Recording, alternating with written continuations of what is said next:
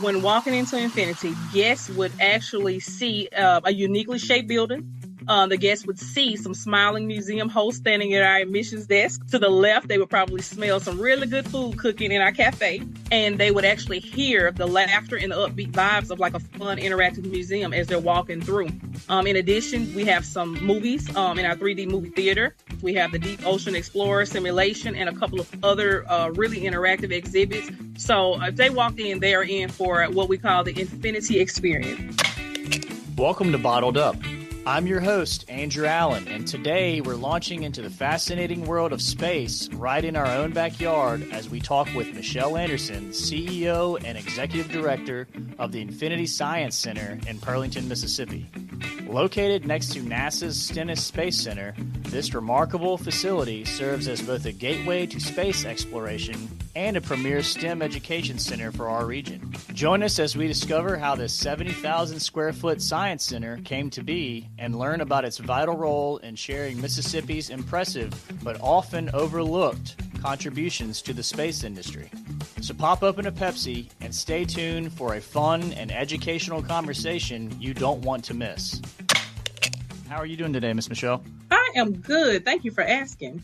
Well, I am very excited to kind of get into the facility that you operate and run over there next to Stennis and kind of talk about the history of how it came about, what all the capabilities are over there, because the facility is impressive. But first, want to kind of get into a little bit of your history. So, Michelle, where did you grow up? Where are you from originally? Okay, so I am originally from Central Mississippi. So I am born and raised out of Jackson, Mississippi. Okay. All right. So being born and raised in Jackson, where did you end up going to school and how did you make it down to the coast? Interesting. So I went to school in Jackson Public School District. So I matriculated through JPS my entire educational career. I then went on to Hines Community College. It's the largest, at least it was the largest community college in the state of Mississippi at that time. And from there, I went to Jackson State University for an undergrad and graduate degree. And then I became an advocate for online learning. So I ended up with yet another degree, another graduate degree from Troy University in Alabama. And now I'm currently working on a doctoral degree, still online though. Oh, good for you. Congrats. So how much more do you have for that doctorate? Oh, wow. So if I can get through statistics as we speak, then I will only have about 4 semesters left. And it's basically time to take about 2 more classes and then begin writing my dissertation. So it's exciting, but it's nerve-wracking at the same time. I can only imagine. Imagine. And I commend you for doing that because a lot of people, they get their one and done. So you're going all the way. Thank you so much. And to be honest, what brought me to the coast is Infinity Science Center.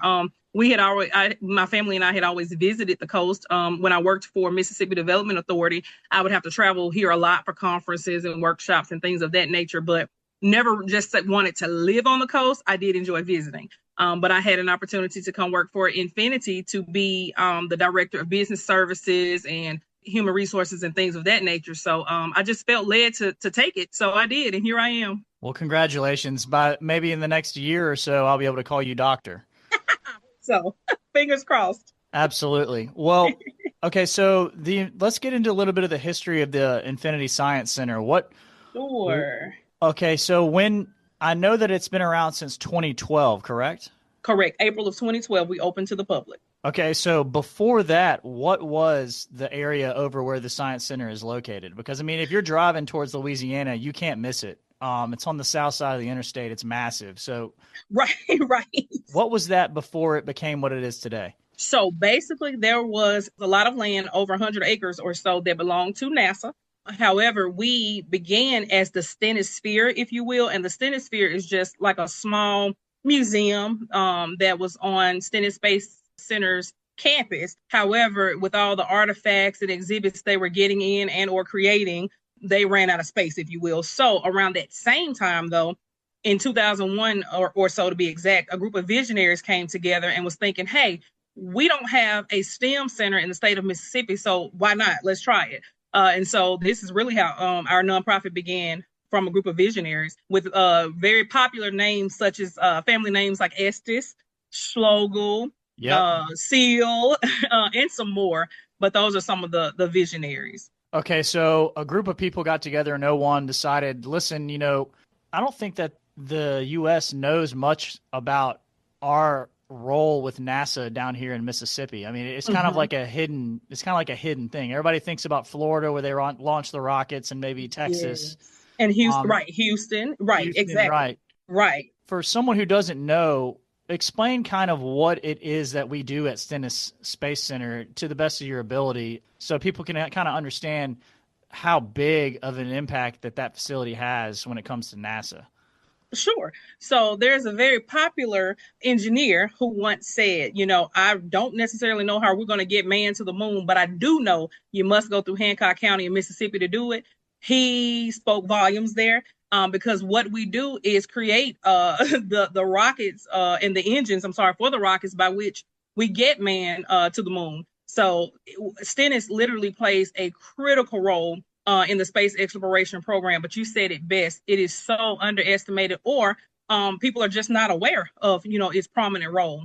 That tends to be a trend in the state of Mississippi, Michelle. True.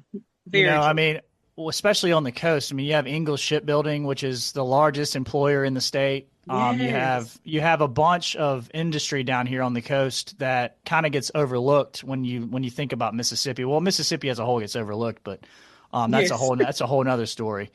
That is true. That is enough. Yes, and it's funny you say that because when I worked for Mississippi Development Authority, that is when I really began realizing that we are literally underestimated and not really understood, if you will. So Well, that's another thing that I think kind of gives us an advantage when it comes to society is that, there's certain things that people think about us down here on the coast and especially in the state of Mississippi. And then when they come and they spend some time around us, we kind of enchant them into either moving here or coming back here. And it's a very special place. very well said. I agree, 100%. So in 2001, this group of people came together and they noticed, okay, we have all these artifacts, we have all these exhibits. We don't have a STEM center down here.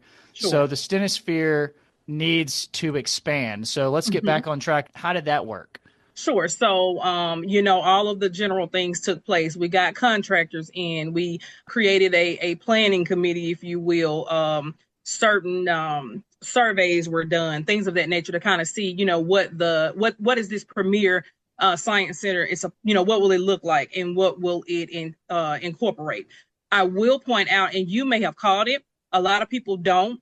We are the official visitor center of Stennis Space Center, but we're Infinity Science Center. Now, quite a few people compare us to our peers, and two of them you already named in Houston or in Florida. Those are space centers. I'm sorry, but we are a science center, and I personally like to say we're a one-stop shop for all things STEM. We're not, we don't necessarily have just a million exhibits and artifacts just on one particular thing, but I do feel like we have a good, diverse array of all things science. So we're able to dabble in it all. And then we can customize from there. So anyway, I just wanted to point that part out. But yes, Sphere was being outgrown. And so the visionaries, along with leaders of Stennis Space Center, Roy Estes to be exact, came together and got together on the planning, the development, the blueprints, and of course the land agreement. Because again, we're on some donated land from NASA. Absolutely. So all of this was happening in '01 and between '01 and '04 and '05, and then a little known storm called Hurricane Katrina came Yes. along and it kind of put a shot in the arm to the building of this facility. Explain how that worked. Correct. So here's, I could give you so many details. Here's a good summary. So if I were to show you Infinity Science Center's blueprints and then you look at Infinity now, though our building is amazing, we think it's unique and beautiful. If you saw the blueprints of what it was supposed to be, you would be shocked. We did a good job of using what we had to, create what was drafted, but it would have been an amazing premiere destination or attraction. But from there, we weathered the storm, if you will. We did have to kind of do some rebuilding. And so, long story short, a lot of the extra and the luxurious items we planned to add to the building, or within the building, they then became that money had to go to the necessities and rebuilding the things we must have. So Hurricane Katrina did, throw us for a loop, but we were resilient. Well, Michelle, what people don't understand about Katrina is that basically the epicenter of the damage is right where Stennis was. Correct. The Waveland, Bay St. Louis, Hancock County area, in my opinion, took the brunt of that storm. You are I correct. remember I was in college when Katrina hit, and I remember coming home and going over to Waveland because I worked, for the family business, and I was working as a merchandiser, and it looked like a nuclear bomb had gone off. All of the Uh, trees were blown to the same way. You could see vast amounts of property because it had all been cleared out by the storm. And I mean, the fact that y'all were even able to get all of that built is a testament on itself. Oh, I agree. It's funny. I was in college as well, and you will laugh. So I was in Central Mississippi. I was writing a paper that was due, or finishing up on a paper that was due like the next day or the day after. And my little sister, my younger sister, came in and was like, "What are you doing?" I said, "I'm finishing this paper for whichever class. I can't remember." And she said, "You will not be going to school tomorrow, and maybe not the next day. A huge storm is coming. Have you not been paying attention?" And I honestly wasn't. I was typing away, and so I was not paying attention. But I did not expect that huge storm to be coming, yet alone to do the damage it did. But we are so thankful. We must admit that the Mississippi Governor's Commission helped us a lot, and donated 12 million. The state did 12 million towards our museum's construction or reconstruction in some ways. So we are very Absolutely. thankful for that. Okay, so Katrina hits '05. Yes. The governor's commission helps out, and they donate the 12 million towards the museum's construction, and then y'all dedicate in 2012 of April of 2012. Yes. So the question I have is whenever it was built in 2012, and now we have a brand new 70,000 square foot facility. Mm-hmm. What was the first game plan of getting this thing open, and kind of I don't necessarily say the business plan because it's a nonprofit, but was it always designed to be like an attraction for the public, or was it mainly geared towards students, or what was the main game plan? Sure. So and again, this was before my time, but from what I'm understanding, it was twofold, the whole way, and it still is. So we are to represent all of the science, if you will, and all of the developments that are taking place at Stennis Space Center. So that's one, and that will be for, all to see, the public. But then we also, our bread and butter, our field trips. And so we were to be this pretty much research facility, if nonetheless, and a very fun, interactive field trip destination as well. So it's always been twofold in both serving the general public and then students and teachers. Got it. Yeah, I do know that there's a lot of buses that park in your parking lot, Michelle. Yes. Yes. So how much of that school business comes from the state of Mississippi, and how much comes from Louisiana? So it's funny. It's great you asked that. Our largest demographic, so the guests we get the most are from St. Tammany Parish, Slidell, and then New Orleans areas. And after that comes our surrounding areas, Hancock and then Harrison's. We do get people from different countries. We do, of course, get some from different states. But Slidell, St. Tammany Parish, New Orleans areas are our biggest supporters, if you will. Got it. I figured being that close to the state line that you would get a lot from the New Orleans and Slidell area. Correct. You are so correct. Mm-hmm. Okay, so we've got this facility built. Everything's running smooth. How many people on average visit the science center? So it's funny. No one year has been the same, but on average, it was about 70. We got up to about 75,000. And in 2019, at the end of 2019, I'm sorry, that was our biggest year. We were slated to have in 2020 the largest amount of guests ever. And then you know what happened there, but I won't take you too fast. So around 74,000 has been our max. The last few years since I have been here, we average about, I would say, about 55,000 or so, could go up to 60. Kind of just depends on the school district, the calendar year, the school years, and the field trips. So we're back on our regrowth pattern. Correct. You are so correct. Yes. Okay, that's great. I know that that the 20 everybody knows what happened in 2020 and 21. Yes.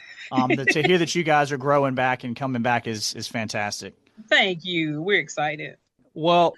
Okay, so being the chief executive officer and the executive director of a facility like this, I imagine that you have a lot on your plate at all times. But when you're thinking about the Infinity Science Center, what is your favorite exhibit in the Science Center? My favorite is actually the Deep Ocean Explorer. And what that is like a simulation to go down into the deep, see all of the native fish and residents of the ocean, if you will. And then at the end, there is a assignment, if you will, for to be completed. I will say that I've done it twice, right? The first time when I was not really trying or even knowing what I was doing, I survived and was able to repair a vessel, because that's what the assignment is. You repair a vessel that has a hole in it and try to save your life. I did that the first time. And then the second time, I was like, hey, I can do it again. I failed and we died. So I have to go back and try it a third time to redeem myself. But that is my favorite. Okay. And when did you come on with the Science Center, and how did you make your way to the role that you have now? Okay, sure. So you ready? In the midst of COVID, I interviewed around July because I saw a requisition or a job posting for a human resources manager. And at that time, I was working as a contractor as a human resources manager with the Mississippi Job Corps in Crystal Springs, Mississippi. I said all of that to say, after talking with my predecessor, Miss Jill Sen, we both kind of found out she needed even more than just a human resources manager. It was more or less like a director of business services. So that is what I was initially hired as. And then some things transpired in about a 2 to 3 month time period. And around December of 2020, I was offered interim executive director position. So that is kind of my little transition since 2020, August of 2020. Well, that's great. No, I'm glad it's you, because I've got to meet you before, and you're a joy to work with, Michelle. Thank you. I say the same about you all and Adam, Allen Beverages as well. We're really enjoying our partnership. Seriously. We are as well. We are as Thank well. you. That makes me feel good. So, as far as how the Infinity Science Center operates, I know that it's a nonprofit, which means that you operate strictly upon donations. Do you have any particular fundraisers that you guys do to help bolster the finances when it comes to the exhibits and things like that at the Science Center? Sure. Okay. And I will clarify one thing. So it is funny you did share that we're a nonprofit center, because there are a nonprofit organization, because so many think that, because we are the official visitor center of Stennis, that we have federal funds, and we do not. So we are a nonprofit, as you said. In addition to donations and sponsorships of that nature, we also do charge admission, because again, we're a museum as well as a science center. So we do Right. have admission prices. Yeah. And then also, we don't do a ton of fundraising. We do have some patrons who will just send us donations, and they've been doing it for years. Awesome supporters. But the one large fundraiser, if you will, that we do is a Monster and Masquerade bash. And we do it a little uniquely, but it works for us. So far, we do it every year, but there's a larger scale version of it and a smaller scale. So the Monsters and Masquerade Bash during even numbered years is like a cocktail party. It's a smaller gathering, a little more intimate, of about 120 guests or so, and it's here at the Science Center. On odd numbered years, we do a little bit larger Monster and Masquerade Bash, and we call it our gala instead of our cocktail party. And we typically have hosted these at local casinos and such. And we've only done 3 of those total so far since I've been here. So, Well, what is y'all's relationship when it comes to the NASA Stennis Space Center? I mean, so I know that y'all are the official visitor center, but do y'all do anything besides just represent them as a visitor center? sure. Yeah, we actually do. So we try our best. Of course, that's our primary goal, to represent them as their official visitor center. And we're working even now on doing a better job of really showcasing all of the science and technology and developments that take place, and not, so heavy loaded on NASA only, if that makes any sense. We want to do an even display of everybody, because the Navy and NOAA and others, Lockheed Martin, all of them are contributing something. So that is our primary goal. As you know, the secondary focus is, of course, being that premier destination for field trips and for professional developments for teachers. We do outreach. We try to give back as much as we can. Again, we are a nonprofit, so it's not like we're, we just have tons of dough to give away, but we do try to do different outreach, support different school-related events like St. Stanislaus. We have gone and participated with certain events they have held in the STEM field, and some other local schools. We try to donate to some churches. We try to partner with the chamber when we can. So yeah, we do a ton of different good works when we can. Got it. I think that's great. Always having a foot in the community is always important, especially when you're running a facility like you are, Michelle. Thank you. I agree. So I have a close buddy of mine he's an engineer out at NASA, and he says that sometimes y'all hold meetings over in that facility. Mhm. What is the game plan moving forward as far as school activities, the snack bar, that kind of thing? I know that you guys have a fully functional. I mean, your cooking facility isn't massive. It is. It's really pretty. I've walked it, and I mean the level of equipment that y'all have in there and the ability that you have to do what you do is incredible. So what's the game plan moving forward in the next couple of years with that? Sure. I will say, and I have to give a quick shout out to my predecessors, from Mr. John Wilson, who was the first executive director here, till Jill Sen, the second one, and then myself. But my predecessors did a great job of spending money wisely, if you will. So when we did come across, grant funds, or we were awarded, or different donations, they did a really good job of buying quality tools and equipment and materials, because many of them have lasted us, up until now, and they're just starting to show wear and tear or age, or so they did a great job with that.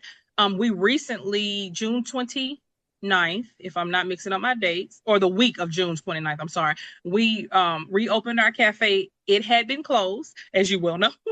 We had been closed since 2020. Brian Alexander, my director of ops, and myself, we worked up a plan. We including an abbreviated menu, abbreviated hours of operations, and we presented it to our board, who trusted us, and those are their exact words, and are supporting us with this reopening. It is going well. We actually were able to bring back a former cafe manager who wanted to come back. So we're still, we're working through kinks and all of that, because it's only been maybe 3 to 4 months that we've been operational again. But our hope is to open the facility, the cafe and the museum itself, every day of the week again soon. But right now, the smartest move is operating on the days we are operating. And y'all operate Thursday through Sunday, correct? Correct. We operate Thursday through Sunday, normally 9 to 4, and during the summer months, only 2 of them, June and July, we're open 10 to 5. We try to open a little later and stay open a little later, so that those who are working can get here in a decent amount of time. So, well, if y'all need anything as far as we're concerned with that snack bar, if you want to run a bundle deal or something where the kids get a drink for a certain amount, or something like that, I'm more than willing to help try to push as much volume out of that place as possible. That is awesome, Andrew. And Brian well, because that's who you would talk to the most. I will definitely share that with him in a few minutes before our board meeting. And so, yeah, that's good to know. We thank you. We're very appreciative of our partnership with you all. I'm glad. I have another question. So you run a very specialized facility. Sure. It's unlike anything else in the state. Are there other like facilities that you might visit or speak with the people who work there to try to kind of do best practices or something like that? Yes, that is something I pride myself on. So immediately upon taking this role, I couldn't travel. Well, I won't say immediately. Shortly after taking this role, of course, I didn't want to spend any unnecessary funds, but I began traveling to peer museums, and not just NASA visitor centers, however, because again, the fact that we're a science center and not just a space center lets me know, hey, I need to go visit some children's museums. I need to go visit science centers in general, and of course our peer space centers. So yeah, that's a big bulk of what I do. I try to visit at least 2 different facilities a year. My goal is 4, but again, I try to spend our money wisely. Absolutely. But I do, but I do like to go see what works there, what doesn't work, and how we can customize it for us, because we are a different beast from the place we're located, even into the offerings we have. So have you found any of those trips where you had like an aha moment where like, hey, we can adopt that immediately? Have you seen anything like that? Yes, and one of them, I have been wanting to buy this particular exhibit for about 18 months. So in May, almost 2 full years ago, about 18 months ago, I went and visited Fort Walton Beach, Florida. And so there's a science center there. They have this product called Small Lab. The product is amazing. And I was blown away, at what they could do with it. You can literally turn any space into an interactive classroom. And so I kept it on my radar, and I knew I was going to break it out to the board whenever we were in a surplus and we had some extra funds and we're looking to get some new exhibits. So that is on our radar. I got it passed last week to the committee, and today, this afternoon, I hope to go ahead and get the full board vote so we can move forward on that. Tell me a little bit more about that. What is that? So Small Lab is a mixture of some hardware and some software, of course, but there are 3,000 plus pieces of content that you can change, customize, personalize for your specific facility. One of the first things we plan on doing with this projector and this content, if you will, is creating a Fred Hayes series as well as a Stennis. We're calling this project Incredible Stennis Stories, play on the ISS, if you will. So Incredible Stennis Stories. I know you get it. You're intelligent. Oh, yeah, absolutely. But we're going to make a series of content, but it's going to be masked through a lot of fun. I mean, you would sit there and play with this particular equipment, Andrew, probably for at least a good hour and a half before you realize, I've been playing around like a child for about an hour because my husband and I did it. He got a chance to visit with me, and he was just playing with the stuff while I was meeting with the executive director there. But it is some amazing customizable content with use of a projector and a few other pieces of hardware. But Small Lab is a wonderful product. And That's we fantastic. hope to get it into infinity very soon. So besides Small Lab, what are some of the things that are on the horizon for the Science Center? Sure. So it has been about 18 months ago again, a science center. It was a virtual science center. They ended up closing. They closed recently, but they reached out to us to ask if we wanted to purchase some of their virtual reality exhibits. And of course I jumped on it because it was some really good deals. So we got about $40,000 worth of equipment for about $12,000. Oh yeah. And so we unveiled that. We had a little small unveiling, the first one of our history. We had it June 28th of this year, and we unveiled what we call Perception Unleashed. And that was our new exhibits. We hope to just expand on those as well, buying some more headsets, doing some more personalization of the software and the apps and things like that. So we have a couple of fun things in the works. That's great to hear, Michelle. Well, for someone who has never been to the Science Center, kind of walk the listener through what they can expect when they show up through the doors of the Infinity Science Center. Oh, sure. I love it. So when walking into Infinity, guests would actually see a uniquely shaped building. The guests would see some smiling museum hosts standing at our admissions desk or standing in our gift shop, which will be right in front of their face as they walked in. To the left, they would probably smell some really good food cooking in our cafe that you already mentioned. And they would actually hear the laughter and the upbeat vibes of like a fun interactive museum as they're walking through. In addition, we have some movies in our 3D movie theater that they could watch. We have the Deep Ocean Explorer simulation and a couple of other really interactive exhibits. So if they walked in, they are in for what we call the Infinity Experience. Yeah, I've been there, and I've had the luxury of being able to be there when no one's there. So, so you got to play. Absolutely. So, if anyone is listening wants a really fun interactive family experience, or if any teachers want to try to reach out and get their class some time at the Infinity Science Center, it's well worth the trip. It's right off the interstate, almost on the Louisiana-Mississippi border, and I can't recommend it enough. So, Miss Michelle, I really appreciate your time. I know how busy a day that you have today. This is a big one for you, and just spending the last 30 minutes with me was a treat. So, I really appreciate you coming on. Thank you so much. And another thing I'd like to get out there is, what are all the socials that Infinity Science Center has? How can people reach you online? Sure. Okay. So, oh my goodness, I have to give another shout out to, I know Morgan knows her well, and you probably do too, Andrew, but we have a marketing coordinator who is absolutely amazing. And she is just, I guess, changing the game is what I would like to say for Infinity. But we are on Facebook. Of course, we have a website, and it is pretty much www.visitinfinity.com. And then we have some Instagram. We have an Instagram account as well. But those are the primary ways to get a lot of information, up-to-date and accurate information, is our Facebook and our website. But we do have, Instagram as well. Got it. And if someone wanted to book a field trip, where would they go to do that? Sure. We've revamped the website to make it even easier, but there is a form that they could fill out, and it is on our website, but they would get directly in touch with our reservationist or special projects coordinator, and she would get them all set up. But there is a form, a really easy to use form that they could fill out, and it's on our website. Good deal, Miss Michelle. Thank you so much for your time. Good luck with your doctorate. I hope Thank to be you. able to call you Dr. Anderson here pretty soon. So Thank if you you. need anything, feel free to reach out. I want to kind of get all our ducks in a row before you guys kick off next busy season for the summer. So be in touch with us, okay? Awesome. Thank you. I appreciate the opportunity, you all. Absolutely. Thank you, ma'am. Thank you. That was an out-of-this-world conversation with CEO and Executive Director of the Infinity Science Center, Michelle Anderson. What an incredible facility they have right here on the Mississippi Gulf Coast, serving as both NASA Stennis Space Center's official visitor center and an interactive science museum. From deep ocean simulators to virtual reality exhibits, they're making STEM education fun and accessible for over 50,000 visitors each year. If you'd like to learn more about the Infinity Science Center or plan your visit, head over to visitinfinity.com.